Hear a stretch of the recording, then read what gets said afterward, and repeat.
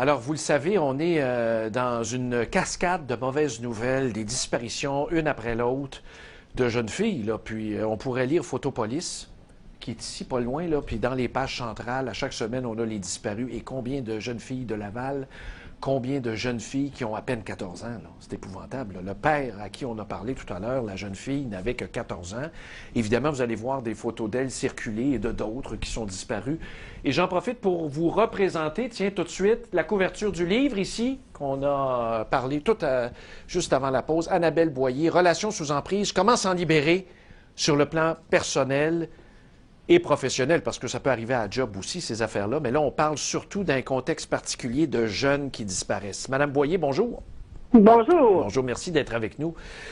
Écoutez, oui, votre livre est vraiment d'actualité, puis, mon Dieu, on se croirait en pleine pandémie. Quand il disparaît une jeune fille, c'est un drame, mais là, c'est une succession de drames. Et là, les parents pensent qu'elle aurait été aspirée par un réseau, mais l'aspiration dans un réseau, souvent, ça commence par la romance, là, tu sais, à 14 ans, on n'est pas équipé pour veiller tard, fait qu'on se laisse aspirer là-dedans, là. Bien, en effet, la première phase, c'est la phase de l'hameçonnage. Fait qu'habituellement, dans cette phase-là, le jeune homme va se montrer très prévenant, il va s'assurer de faire en sorte que la jeune fille se sente importante, belle, unique, spéciale. Il va lui faire miroiter des rêves, il va lui parler de liberté, qu'elle pourrait faire de l'argent, qu'elle pourrait voyager, qu'elle aurait plus besoin de se faire contrôler par ses parents. Fait qu'évidemment, c'est une phase lune de miel. Mais quand même, là, ça arrive à 14 ans, là, puis j'en parlais avec le père de famille tout à l'heure avant vous. Puis t'as beau dire aux enfants, mais là, ils se font planter en pleine face. Mais garde, à 14 ans, je peux me faire avorter, puis je suis même pas obligé de t'en parler. Alors, so, what the fuck? Tu vas te faire répondre ça? Exactement. Puis à cet âge-là, on est à l'âge de la rébellion contre l'autorité. Fait que c'est l'âge où c'est le plus facile de les embarquer dans un gang de rue parce que, justement, ils veulent s'éloigner de l'autorité parentale, voler de leurs propres ailes, puis ils essayent de prendre le chemin qui leur apparaît le plus simple, le plus facile, le plus rapide. Oui, oui, oui. Puis quand vous parliez là, de cette attention-là particulière, comme au début d'une relation que je dirais entre guillemets normale, là, quand tu as ta première blonde ou ton premier, t'es galant, tu pleures, je vais te consoler. On est vraiment, évidemment, on sait que c'est un feu de paille, cette affaire-là. Là. Tout le monde sait ça. Puis ça durera pas longtemps, mais c'est sûr que l'objectif aussi après, c'est de lui faire faire des choses auxquelles elle n'est pas habituée. On pense à la jeune Jade où on lui a demandé de se rendre dans une chambre d'hôtel, de mentir à ses parents et de se rendre à la chambre d'hôtel. Donc, on commence déjà à faire faire des choses auxquelles elle n'est pas habituée. C'est pas ça qu'elle faisait d'habitude. Elle avait des conversations Facebook et par message avec des gens qui étaient peu recommandables alors que les parents n'étaient pas au courant. Donc, l'objectif, c'est de s'arranger pour lui faire faire des choses auxquelles elle n'est pas habituée, puis de tranquillement l'amener dans le jeu du manipulateur, puis évidemment l'éloigner des parents et des amis aussi. Oui, exactement. Puis là, elle devient isolée, puis après, on va jouer sur sa culpabilité, j'imagine. Là, je dis n'importe quoi. Ben là, tu peux pas me faire ça, puis mon Dieu, qu'est-ce qui va nous arriver? Puis il doit y avoir des hauts et des bas. Aussi sur la notion de secret. Notre relation est tellement spéciale, il faut pas en parler parce que si on en parle, il y a des gens qui pourraient être jaloux, il y a des gens qui pourraient pas comprendre. Donc, on joue le secret, on joue le privilège. T'es tellement privilégié, t'es tellement spécial, toi, c'est toi qu'on a choisi. Fait qu'évidemment, il embarque complètement. Mais ça, là, ce que vous venez de me dire là, ça me fait penser au père incestueux qui abuse de ses enfants ou au pédophile. C'est tellement spécial. Hey, garde le secret, parle-en pas, parce que, mon Dieu, ça va être la fin du monde. C'est la même approche. Exactement la même chose.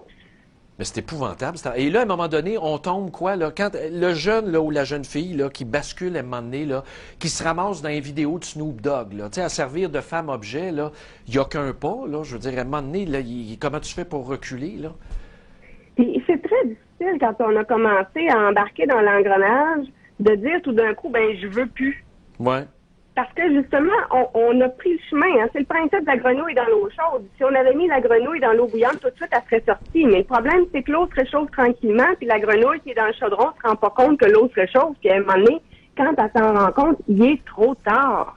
Oui, mais quand vous dites qu'il est trop tard, là, il faut s'en sortir de cette relation-là à un moment donné. Bon, quand on est adulte, on a plus d'outils, là. On a peut-être des réflexes qu'on n'a pas à 14 ans. Ben non, c'est certain. À 14 ans, on les a pas encore, les réflexes. Donc, c'est d'autant plus important pour les parents de rétablir une certaine relation avec l'enfant parce qu'il y a quelque chose qui s'est brisé dans la relation parentale. Donc, il faut rétablir ça. Ça implique que le parent doit prendre du temps avec l'enfant, avec l'adolescent. J'entendais une psychologue qui disait prenez 20 minutes par jour avec votre adolescent pendant lequel vous répondez pas au téléphone ou vous faites rien d'autre. Il faut rétablir un lien et surtout, il faut couper les ponts totalement avec tout ce qui s'approche du gang de rue. Si l'adolescent garde un lien avec le jeune homme ou avec des amis du jeune homme, elle s'en sortira pas. Il faut couper les ponts Facebook, couper les ponts de courriel, couper les ponts du téléphone. Il faut plus qu'elle soit en contact du tout pendant au moins 3 mois si elle veut espérer sortir de là. Donc, au fond, là, cette étape-là, là, cette nouvelle étape, vous dites on coupe les ponts, c'est comme une cure de désintoxication. C'est la même approche. C'est exactement la même chose parce que l'adolescente, elle est justement dans une étape de dépendance affective. Et pour réussir à sortir de ça, bien évidemment, il va y avoir exactement comme vous avez dit, une cure de désintox. Et pendant cette cure-là, il y a des risques de rechute. Ça veut dire que cette adolescente-là, il faut qu'elle ait des gens à qui elle peut se confier. Donc, des amis qui sont prévenus de la situation et qui vont l'aider, un psychologue qui peut intervenir ou un travailleur social ou un psychoéducateur, des parents. Donc, plusieurs personnes qui peuvent l'aider parce qu'il y a des fois où elle va être tentée de lancer un appel, d'envoyer un petit texto juste pour voir comment il va. Oui. Mais vous parlez de ça, là, d'aller chercher de l'aide et tout ça. Le père, là, de la jeune Martin Nollet, là, ils se sont même résolus à dire, écoutez, on va aller voir un centre jeunesse, là, on va demander un placement pour aller chercher de l'aide. Puis, c'est probablement là qu'elle s'est fait recruter. Oui. C'est incroyable. Souvent, les gangs de rue, ils surveillent les gens qui sont dans les centres jeunesse parce que ils considèrent que tant qu'ils sont sortis du milieu parental, ils sont plus vulnérables. Et c'est vraiment pas évident pour les éducateurs d'avoir un œil sur tout le monde. C'est plus difficile à surveiller parce qu'évidemment, ils ont beaucoup d'enfants et d'adolescents à surveiller. Fait que c'est vraiment pas évident pour eux autres, là. Mais vous parlez de ça. Moi, il y a quelqu'un d'un organisme à Valleyfield, évidemment, je vais taire le nom, qui m'a dit on voit passer la limousine sur le chemin Larocque à Valleyfield en direction du centre jeunesse où il y a des jeunes d'hébergés. Il dit là, quand on voit passer la limousine, on sait qu'il se passe des affaires. Les gens sont pas fous à temps plein, là. Ben non, c'est certain qu'ils sont pas fous. Mais c'est pas évident d'intervenir, puis souvent, l'adolescent va refuser toute intervention. C'est ça, il va se braquer, hein? Il va se braquer, puis plus on force, pire c'est. Mais ça doit être épouvantable pour les parents. Tu te sens... là, tu contrôles plus rien. Là, tu contrôles plus le show. C'est un calvaire. Ouais, c'est un calvaire, puis souvent, c'est vraiment difficile. Puis souvent, c'est une situation qui s'est détériorée. Et les parents, généralement, n'ont rien vu parce qu'il n'y avait pas tant d'indices que ça qui permettaient de voir que la jeune fille était en train de tomber dans le piège.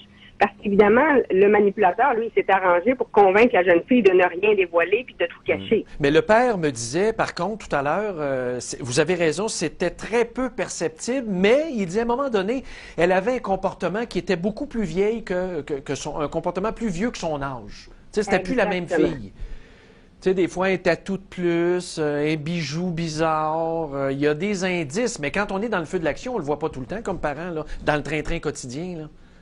Non, puis souvent, l'adolescente a l'air très bien parce que justement, elle est en amour avec le membre du gang de rue. Fait qu'elle a l'air bien, elle a l'air tout à fait en forme, elle est pétillante, elle est rayonnante. Oui, elle allait bien à l'école, oui. Donc, c'est difficile à déceler, mais c'est là où justement, il faut qu'il y ait une bonne communication entre le parent et l'adolescent. Il faut espérer qu'il y a des amis autour qui vont allumer eux autres aussi, parce qu'évidemment, les parents sont pas les seuls. Hein. Les parents peuvent pas être à l'école avec l'adolescente. Ouais. J'imagine dans votre livre, là, le temps file, là, le livre est encore disponible. Là, on peut remontrer à l'écran Relations sous emprise. C'est un peu un guide des signes là aussi. Si on est parent, là, ça peut être intéressant d'acheter ça. Là. Ben oui, puis je mets comment on intervient auprès de quelqu'un d'autre et comment on agit quand on est soi-même dans une relation sous emprise puis qu'on s'en rend compte puis qu'on voudrait s'en sortir puis qu'on a tellement de misère. J'ai mis justement c'est quoi les stratégies, c'est quoi les indices qu'on devrait remarquer et qu'est-ce qu'on doit faire soi-même pour se sortir de cette situation-là. C'est ça, parce que c'est pas toujours dans une relation parent-enfant, là, ça peut être au travail, là, tu sais, des relations toxiques, là, d'emprise, là, ça te brise une vie, ça, là. Exactement. Ben, merci beaucoup, Mme Boyer. Ben, merci à vous. À la prochaine. Au revoir. Au revoir. C'est Annabelle Boyer, qu'on connaît aussi comme synergologue, donc souvent dans les débats électoraux, les campagnes électorales, elle analyse le non-verbal. Imaginez en 2018 comment ça va être le fun d'analyser Pierre Karl avec Annabelle Boyer. Et elle publie ce livre, je pense que c'était l'automne dernier, Relations sous emprise, comment se débarrasser des relations toxiques, que ce soit au travail, relations parents-enfants, quand on est inquiet, qu'est-ce qui va pas bien, les premiers signes avant-coureurs, comment intervenir. Alors, on prend une pause. Tout de suite après, ce sera vos boîtes vocales.